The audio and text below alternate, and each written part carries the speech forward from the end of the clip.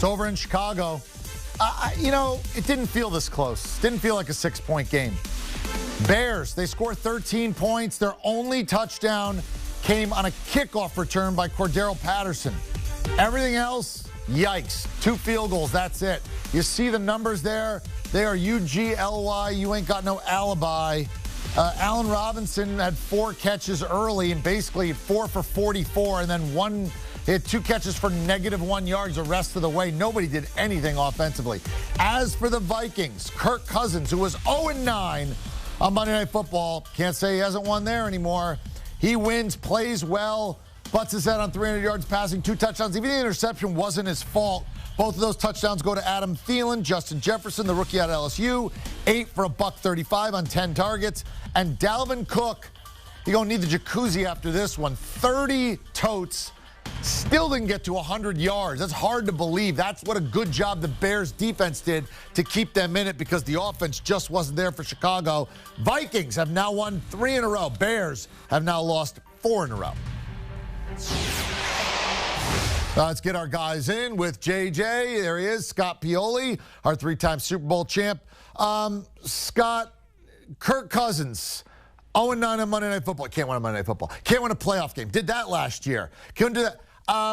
What do you think of Kirk Cousins after the performance tonight, and how did he play in this one? Well, I thought he played well today, but again, overall, I still think that Kirk Cousins is an above-average NFL quarterback. Again, he did enough tonight, but really, it was what the Chicago Bears didn't do, quite honestly, Eric. I just think Kirk Cousins is an above-average quarterback. He had a decent night tonight, nothing spectacular. He didn't make any great plays. He didn't make any big plays. Again, what the Bears did tonight was stop Dalvin Cook. That's what they had to do. That's what they wanted to do. That played into Kirk Cousins' hand. Again, Kirk Cousins' best games have been when Dalvin Cook has been healthy. I still, even though Dalvin Cook was held in check tonight, I think that was part of the whole game plan. That's what they did.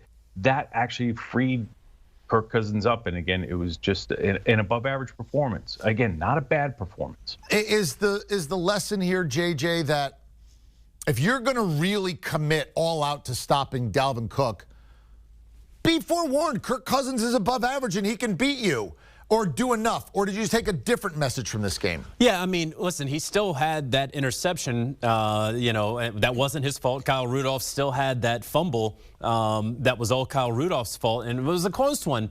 And so the Vikings defense able to get 2 turnovers on their opponent, that was really important. That's what they really needed to do to balance that out, because the Vikings are not going to win very many games when they do not win the turnover battle. It really helped out the Vikings as well, especially down toward the end where Dalvin Cook could rush a little bit more up the middle without Akeem Hicks. But, credit to a Vikings defense that lost a lot of pieces from last year into this year.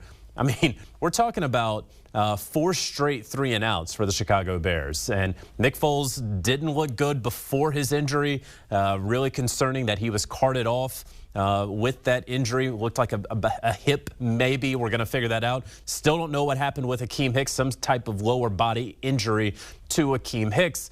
But Bill Lazor, the offensive coordinator, in his first game as a play caller for the Chicago Bears, I was not at all impressed by whatever he put out there. The 3rd down play that was supposed to go out to the right behind the line of scrimmage that got nothing was no good. And then finally that 4th down play, getting it out there to Anthony Miller, that was a great play. Why didn't you run that play on 3rd down? So I was not impressed really at all with the Chicago Bears, at least on the offensive side. In the end, credit to them for stopping Dalvin Cook. They've stopped a whole lot of rushers all season. That's going to be their calling card, but they're going to have to do more than just stop really good running backs if they're going to win games. Scott, let me follow up on that Bears offense. They've changed quarterbacks. They've changed play callers. And the results seem to be getting worse. They've now lost 4 games in a row.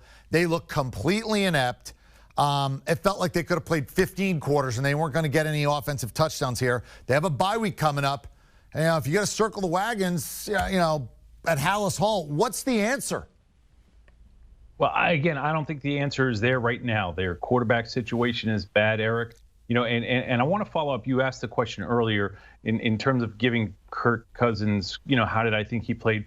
Really, the Vikings defense won this game and the Chicago Bears ineptitude. Again, they had less than 150 yards of total offense. Eric, I don't know what the answers are for their offense right now. Again, they don't have a quarterback that they can depend on and they can rely upon. Tariq Cohen's absence doesn't help them. Their offensive line isn't what it was last year. There's a lot of problems that I don't think can be fixed at this point in time. They started off strong this year. A lot of it had to do with how they were winning games and some of the quality of opponents.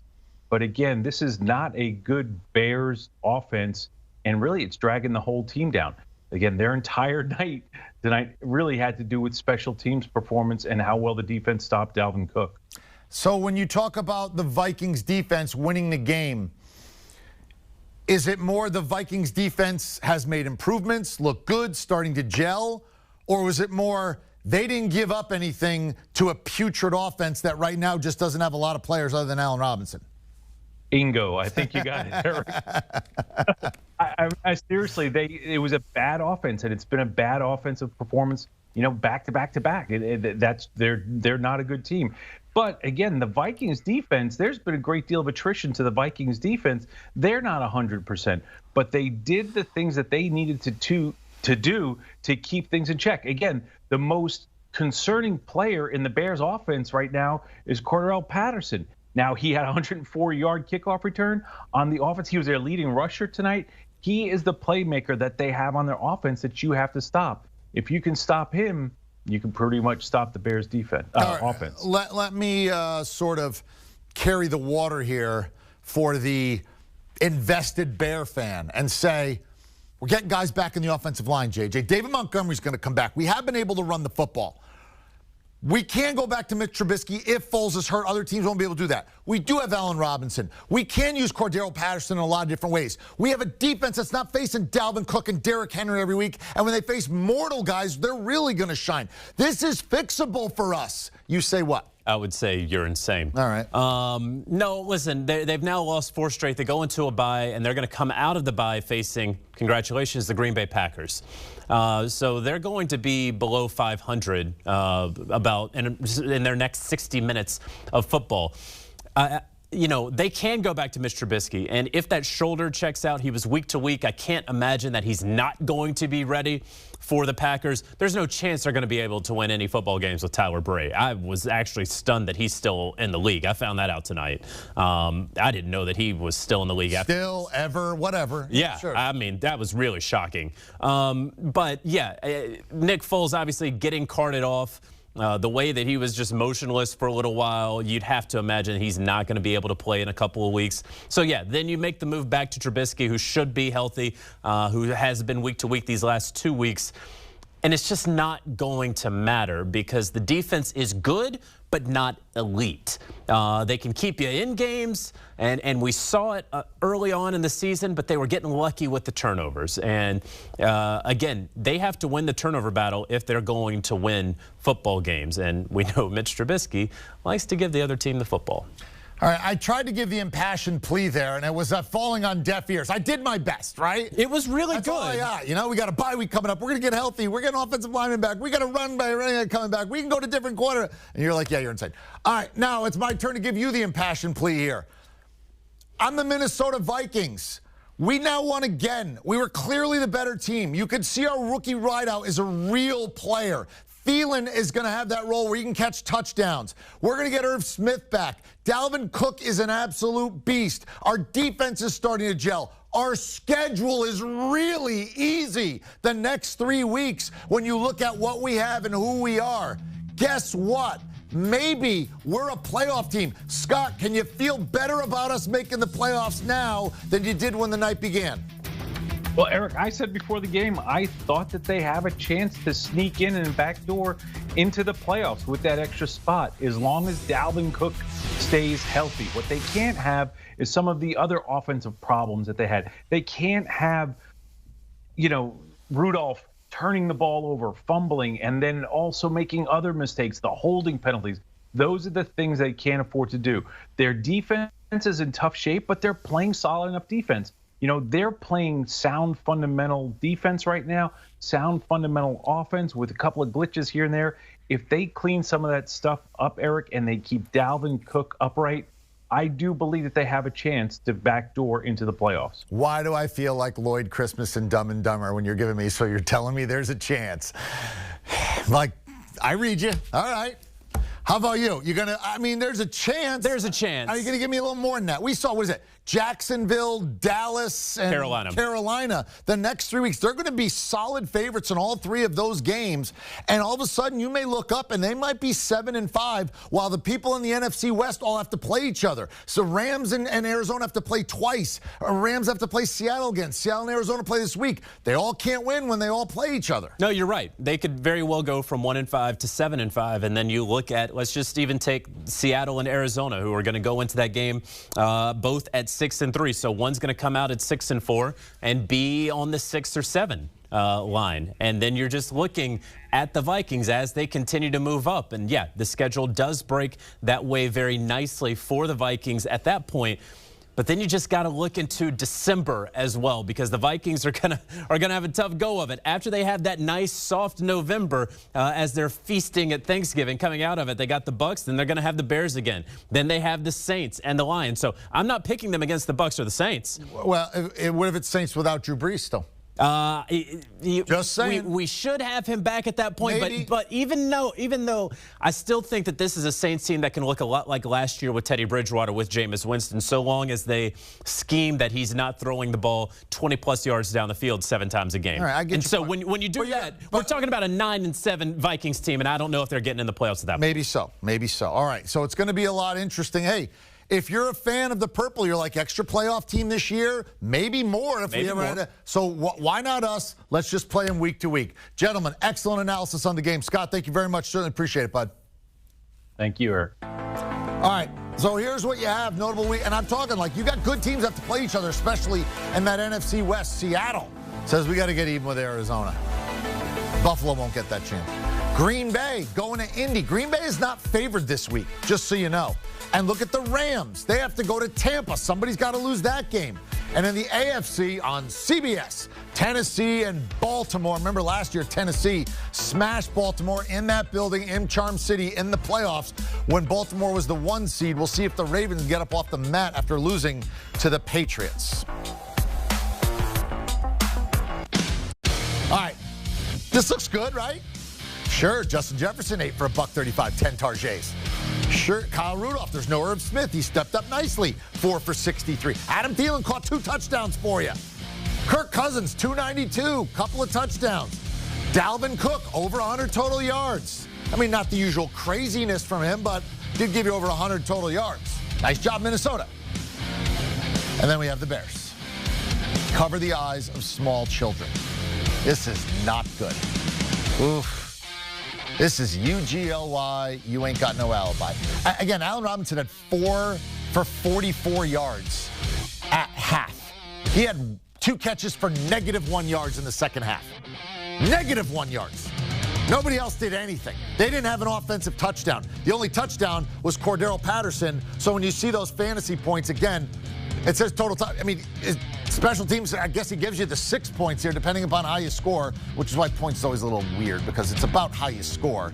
And in this case, he was the only one who scored, but did it on special teams. All right, Chris Towers jumping aboard, part of our great fantasy team. I don't know what to do with Chicago. I'll get to them in a second, I guess. When you look at Minnesota, is Jefferson now ahead of Thielen, even though Thielen caught the touchdowns based upon the targets, the catches, and the receptions? You know, nobody had done anything with those wide receivers after the bye week. And then they went crazy. So who are the Minnesota receivers and how highly you're going to rank them sort of on a week-in, week-out basis? I don't think it matters much who the number 1 versus the number 2 is. I think it's a 1A, 1B situation. Since Justin Jefferson really broke into the offense in week 3, it's been about a 25% target share for both of them. And that's actually really good. That's number 1 wide receiver type target share. The problem is, you know, this isn't a high volume offense. So you're going to have stretches like Adam Thielen had before this game.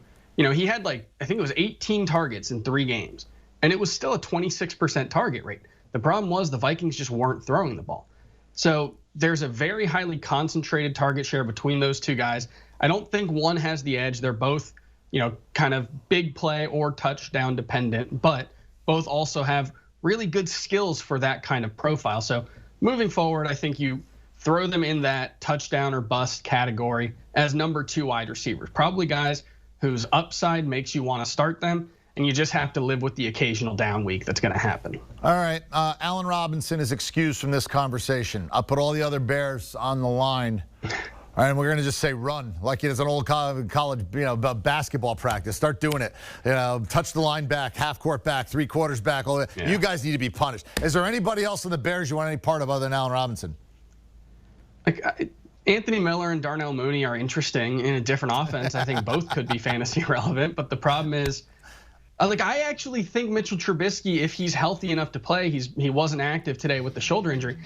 I think he's not, at the very worst, he's not a downgrade on Nick Foles. That's how poorly Nick Foles has played pretty much all season. Even when they were winning games, he wasn't really doing much. This is an offense that has decent skill players, a couple of good tight ends, 3 wide receivers who I think can be pretty good. Allen Robinson, I think, is one of the best in the entire league.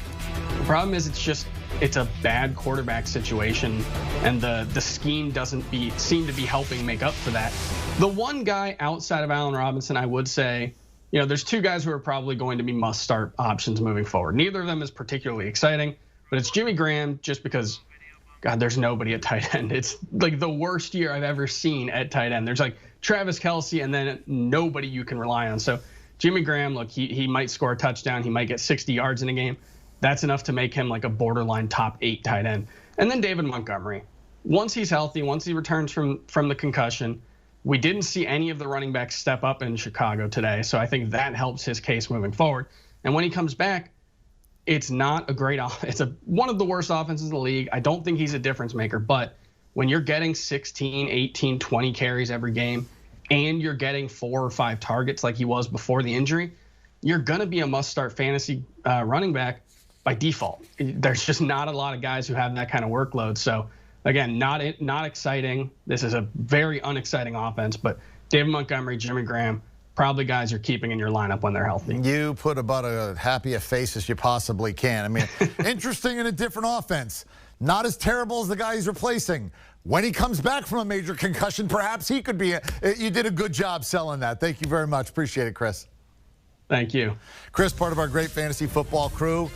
I got all kinds of ways that you can get the information you need, including the podcast, Fantasy Football Today in 5. You download, you subscribe, you enjoy. Vikings, Bears in Chicago. Kirk Cousins 0-9 in his career in Monday Night Football, also 0-9 against the number. But, the Vikings have won 2 straight after starting 1-5. And following an interception by Nick Foles, first quarter, Vikings, Chicago 17, he says a nice little throw right there. Adam Thielen, one-handed grab. Vikes take a 7-0 lead. Thielen, plus 800 to score the first touchdown. Now, Matt Nagy turned over the play calling to Bill Lazor. So how'd it work out? Nope. Didn't. Got nothing done in the first half, so then they turned to special teams to begin the third quarter. Cordero Patterson. Bye. Cordero Patterson now has 8 career kickoff returns for touchdown. No one in the history of the NFL has more. He ties Josh Cribbs, Leon Washington with that 8. By the way, that'd be the only touchdown the Bears would get. Early 4 tied at 13. Cousins said it worked before to Adam Thielen. Let me go back there. Bingo. Vikes actually missed the points. They're up 19-13. It was not good for the Bears. After the return for a touchdown, 12 plays, no first downs, 3 yards. Here on 4th down, just over 2 minutes ago, just out over the outstretched arms of Anthony Miller. They turn it over on downs. It was just that kind of night for Chicago. They were not good. They were not lucky. And then last chance under a minute to go. Foles looking, trying to can't take the sack, so he's got to do something. And trying to do something, falls very awkwardly. He'd be carted off the field. They'd bring in the backup to the backup, but that would be it. It was over. Vikings win 19-13. Didn't even feel that close. Because, again, the Bears, their only touchdown was on special teams. And it felt like they could have played 17 quarters and not scored a touchdown. So Kirk Cousins breaks the streak. First win on Monday Night Football. You like that. You like that. They've now won 3 in a row. Schedule gets easy. People wearing the purple are walking around with a little swagger. Meanwhile, Those in the Windy City are going, man, we've lost 4 straight. It seems like a long time ago that we started 5-1. All right. Hey, 1-9's better than 0. Nobody beats Kirk Cousins 10 straight times on Monday Night Football. Nobody. That's a great quote from Vita Scarolitis, who lost 16 straight to somebody, finally won, walked into the tent and said, nobody beats Vita Scarolitis 17 times in a row. One of my favorites of all times. Anyway, so is You Like That from Kirk Cousins. If you don't know what that is, look it up. You'll enjoy it. It snaps the longest losing streak by a quarterback in Monday Night Football history. The other guys who are winless, the next closest, 0-6, Joe Namath, who actually played in the first Monday Night Football game ever in 1970 against Cleveland. And if you ever get a little trivia question at a bar type thing. And Archie Manning. It worked out pretty well for both of those guys. One's in the Hall of Fame, the other's Archie Manning.